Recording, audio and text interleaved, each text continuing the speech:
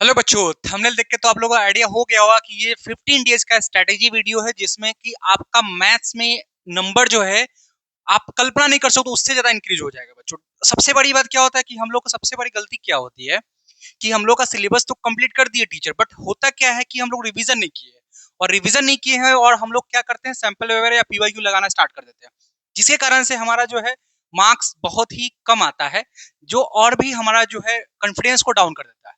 तो बच्चों कुछ चिंता नहीं करने की बात नहीं है। मैथ्स का दूसरा नाम भोला सर है। अब चिंता नहीं करना, भोला सर जो कुछ स्ट्रेटेजी कुछ बताएंगे। और ऐसा बात नहीं है कि हाँ भोला सर के पास जितने सारे बच्चे हैं उन्हें बहुत सारे ऐसे बच्चे हैं जो कि 95 98 98 99 100 और 100 भी बहुत सारे बच्चे ला चुके हैं। तो इस स्ट्रेटेजी को अपनाओगे, कोई भी पैनिक होने की जरूरत नहीं है। अभी भी आपके पास जो है जो भी 20 डेज है उसमें मैं 15 डेज का आपके पास स्ट्रेटेजी लाया हूँ, उसको बढ़िया से देखना। बस ध्यान रखना है बच्चों कि उसको अच्छे से करना। अब देखो बहुत सारे के पास बहुत सारे रिसोर्सेज होंगे, बस करना क्या है आपको। सबसे पहले ध्यान रखेंगे, अभी ये सीबीएसई और बिहार दोनों बच्चे के लिए है, तो पहले अच्छे से ध्यान से देखेंगे। पहले बिहार वाले बच्चे के लिए बता रहा हूँ स्ट्रेटेजी। अगर आप ये आपका पता है कि आपको 3 फरवरी का एग्जाम है आप लोगों का, ठीक है, मैथ्स का पेपर आपका कितने फरवरी का, 3 फरवरी का।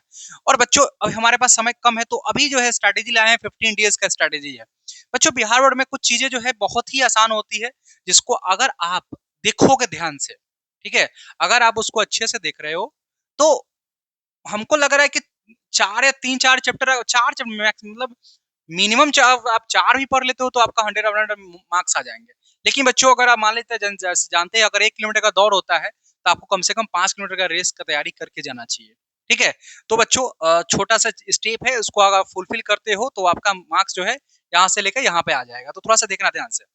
बाकी अभी कोई भी आप सैंपल पेपर लगाना अवॉइड कर दो, कोई भी सैंपल पेपर मत लगाओ, कोई पीवाईक्यू मत देखो। मैं जैसे बता रहा हूँ वैसे आप पीवाईक्यू को फॉलो करोगे, आपका जो है बहुत ही अच्छा मार्क्स स्कोर होने लगेगा।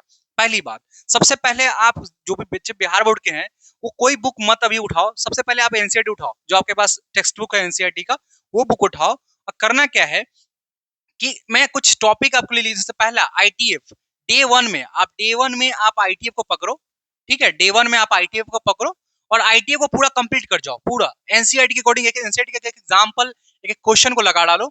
उसके बाद जो ही इसका पीवाईक्यू है, जो भी इसका पीवाईक्यू है उसको लगा डालो। मतलब एक दिन में आपका आईटीएफ पूरा कंप्लीट हो जाना चाहिए। दूसरा दूसरा सर डिफरेंशिएशन, डे 2 में डाल दो डिफरेंशिएशन।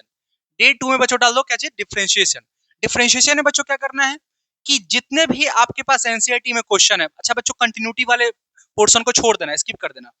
केवल डिफरेंशिएशन का जितने सारे फॉर्मूला है, जितने सारे क्वेश्चन है एनसीईआरटी में, उसको लगा जाओ बच्चों। प्लस जो भी इसके पीवाईक्यू है उसको लगा जाओ बच्चों, ठीक है। नेक्स्ट हमारा इंटीग्रेशन है बच्चों। ये इंटीग्रेशन तो बहुत बड़ा चैप्टर्स है, लेकिन आपके टीचर कुछ पढ़ाए होंगे, आप भी कुछ पढ़े होंगे थोड़ा बहुत। अगर हाँ तो केवल एनसीईआरटी का क्वेश्चन लगा लो। मैं हमसे पूछोगे कि सर इसमें भी इंपॉर्टेंट कौन सा है, तो मैं बता दूंगा बच्चों 7.2 7.3, इसको पहले बेसिक के हिसाब से कंप्लीट कर लो। और आपका जो 7.6 है ना, 7.6 और एग्जाम्पल, ये सबसे पहले फोकस डाल लो। आपका 5 मार्क्स 2 मार्क्स है ना, 1 मार्क्स का जितने सारे क्वेश्चन होंगे बच्चों सॉल्व हो जाएंगे, ठीक है। नेक्स्ट इंटीग्रेशन के बाद आपका जो है बच्चों vector and 3D, vector 3D का भर भर के आपके पास फॉर्मूला दिए जाएंगे एग्जाम में। 5 मार्क्स का भी पूछे जाएंगे, 2 मार्क्स का भी सवाल इससे पूछे जाते हैं। तो वेक्टर एंड 3D अलग अलग चैप्टर नहीं बच्चों, एक ही चैप्टर है, उसको कंप्लीट कर लो।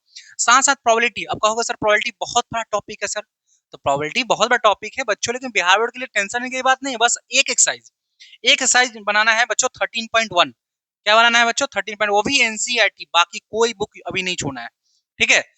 नेक्स्ट बच्चों हम लोग का जो है ये सारे टॉपिक का कंप्लीट हो जाते हैं, इससे जितने सारे पीवाईक्यू बना लेते हैं एनसीईआरटी क्वेश्चन के थ्रू। उसके बाद बच्चों प्लान बी भी रखना जरूरी है। कुछ प्लान बी में टॉपिक कर लेना, जैसे आपका डे 1 हो गया, डे 2 हो गया, डे 3 में आपका ये हो गया, ये आपका डे 3 हो गया बच्चों, डे 3 में डाल देना। और ये आपका डे 4 हो जाएगा बच्चों, ये आपका डे 4 में हो जाएगा, डे 4 में डाल देना। अब जो बचेगा प्लान बी, प्लान बी में मैं आपके लिए 4 चैप्टर्स लेकर आया। एक मैट्रिसेस जो कि सारे बच्चे को आता है बच्चों, सारे बच्चे को मैट्रिसेस आता है। उसके बाद आता है डिटरमिनेंट, उसका लीनियर प्रोग्रामिंग जो कि बच्चे को आसान लगता है, और एक होता है डिफरेंशियल इक्वेशन, ये लास्ट में कर लेना, ठीक है। तो ये इतने सारे चैप्टर्स को आप एनसीईआरटी का पूरे चैप्टर्स को पहले कंप्लीट करो। कोई टेस्ट नहीं, कोई भी सैंपल पेपर नहीं लगाना है, बस एनसीईआरटी पहले कवर करना है। आपका जैसे जैसे चैप्टर कंप्लीट होंगे ना बच्चों, सिलेबस कंप्लीट हो, आपका रिवीजन हो जाएगा, ऐसी कॉन्फिडेंस लेवल अप हो जाएगा आपका। कॉन्फिडेंस लेवल अगर जैसे अप होता है, कोई भी क्वेश्चन आपके सामने आएगा आप बना लोगे, ठीक है। तो सबसे पहली बात, आप रिवीजन करो सारे चैप्टर को एनसीईआरटी के अकॉर्डिंग। अगर हाँ कोई बच्चे कोई चैप्टर में दिक्कत हो रहा है तो आप यूट्यूब पे बहुत सारे लेक्चर पढ़े हुए हैं, किसी जो बंदा एनसीईआरटी पढ़ा रखा हो एक्सरसाइज वाइज उसको केवल देख लो। अभी थियरी भी पूरा देखने की जरूरत नहीं है, बस क्वेश्चन वाइज देख लो, जो कि एग्जाम में क्वेश्चन पूछे जाते हैं। अब बिहार बोर्ड में क्या होता है बच्चों, टू द पॉइंट आपके पास क्वेश्चन होता है। हाँ, तो बच्चों ये तो आप कर लियो, ठीक है। तो ये इतना अगर होलिस्टिक कर लेते हो और एक फॉर्मूला का चार्ट बना लेते हो, कोई भी आदमी आपका नंबर 100 में 100 लाने से नहीं रोक सकता है। आपको पिछले लेक्चर में आपको बता चुके हैं, आप जाकर देख लेना कि लिखते कैसे हैं। आपके पास मार्केटिंग करने आना चाहिए, आपके पास कंटेंट हो गया, भाई कौन रोक देगा आपको मैथ्स में नंबर लाने में 100। तो दो चीज करना है, एक आप कंटेंट बढ़िया से कर लो, एक मार्केटिंग करने कैसे करते करते कैसे उसको रिप्रेजेंट करते हैं, मार्केटिंग कैसे करते हैं वो भी आपको सिखा रखे हैं बच्चों, ठीक है। तो उसको भी एक बार देख लेना, ठीक है। चलो पिछले और क्लास में अब ऐसे बच्चे जो सीबीएसई में है, सीबीएसई वाले बच्चे बहुत सारा पैनिक हो जाते हैं क्वेश्चन को देखकर, ठीक है, और उनका समझ में नहीं आता सर आप कहाँ पढ़े। बच्चों एनसीईआरटी ही सफिशिएंट है आपके लिए, बस करना क्या है, आपको एनसीईआरटी को पकड़ना है। और डे वन में आप, जैसे मैं आपको एक डे 1 चार्ट दे दिया हूँ, डे 1 में रिलेशन फंक्शन पकड़ो, एनसीईआरटी के एक एक क्वेश्चन लगा डालो। क्वेश्चन के साथ साथ बच्चों इसका पीवाईक्यू अभी मत लगाना, इसमें तुम लोग इसका पीवाईक्यू मत लगाना, पहले एनसीईआरटी का जितने सारे क्वेश्चन है ना उसको पहले तुम लगाओ। फिर उसके बाद बच्चों क्या करना है, आईटीएफ लगा लो एनसीईआरटी का, एक एक क्वेश्चन है एग्जांपल विद सब। फिर आप मैट्रिसेस बना लो, फिर डिटरमिनेंट, फिर कंटिन्यूटी एंड डिफरेंशियलिटी, फिर आपका एओडी आता है, इसको भी एक एक सवाल कर लो एनसीईआरटी के अकॉर्डिंग। फिर इंटीग्रेशन है, फिर एओआई है। अच्छा इंटीग्रेशन में इसमें सारा एक्सरसाइज करना पड़ेगा बच्चों। फिर आपका एओआई है बच्चों, फिर आपका डिफरेंशियल इक्वेशन है, फिर वेक्टर एंड 3D है, फिर प्रोबेबिलिटी है, और फिर लीनियर प्रोग्रामिंग। बच्चों अभी आपका जो एग्जाम होने वाला है मैथ्स का वो 9 मार्च का है, आपके पास अभी टाइम है बच्चों। मैं आपके पास 15 डेज का ही स्ट्रेटेजी लाया हूँ, ठीक है। 15 डेज में आप पूरा कर लोगे। पहले ये सारे चैप्टर्स को 1 by 1, जैसे डे में लिखा हो 1 by 1 पहले कंप्लीट करो, और उसके बाद खुद पे भरोसा, आप खुद तुम्हारा बिलीफ सिस्टम जो है अप हो जाएगा। सबसे बड़ी बात क्या होता है ना, हम लोग के पास कोई काम मिलता है तो लगते हैं काटने, भाई काटना नहीं, पहले कुल्हाड़ी को तेज करना। पुराने लोग जो कह के गए हैं ना भाई, उसको यूज करो, अप्लाई करो, ठीक है, आपका अच्छा हो जाएगा। अगर अप्लाई नहीं करोगे, यूज नहीं करोगे, फिर जो सारे बच्चे जो गलती करते हैं बाद में पछताओगे कि मेरे पास सब चीज था फिर भी नंबर नहीं आ पाया।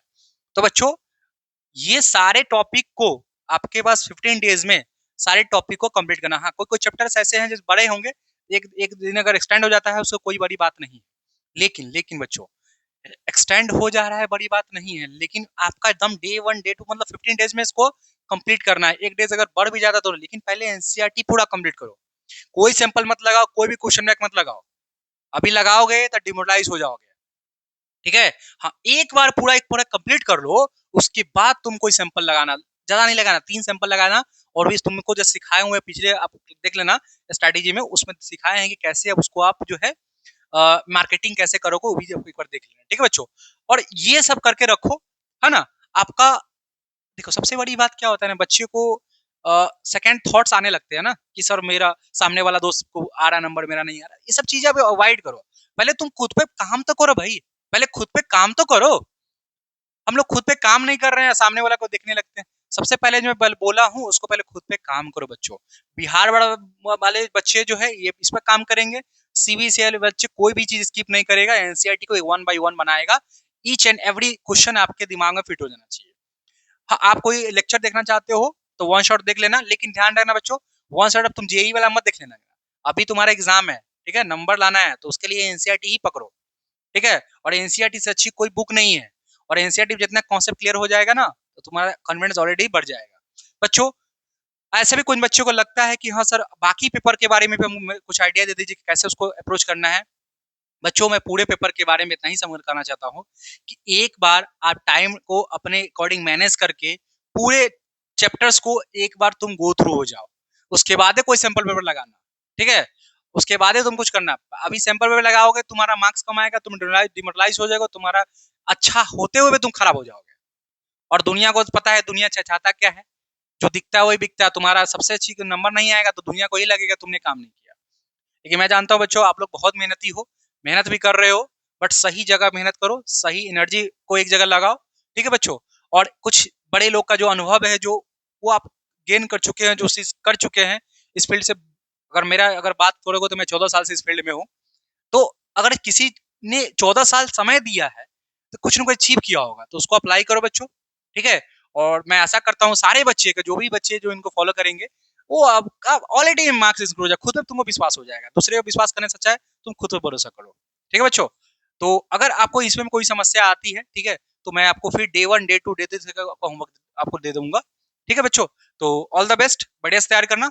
आप इसको पहले कंप्लीट करो 15 दिन में, फिर हमसे बोलना भाई, कमेंट्स करना। अगर कोई भी डाउट हो, कोई भी अगर और भी चैप्टर्स का आपके पास कोई भी और भी कुछ चीज का थीम आपको चाहिए तो कमेंट्स में करना, मैं आपको बता दूंगा, ठीक है बच्चों। Thank you.